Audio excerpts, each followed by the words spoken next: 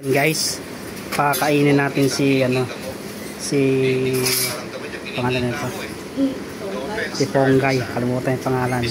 Yan, pakakain natin si Ponggay. Tulog yun. Tingnan natin kung maamoy niya. Paamoy natin. Ay, kising. Patulogin muna natin. At pikit niyan. Tulog yan. Nagising. Tingnan natin kung ano magiging reaction niya.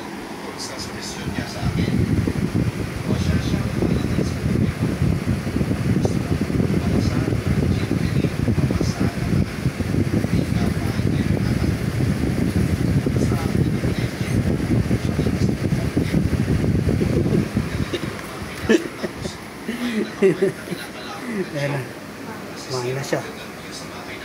Biglang bangon eh.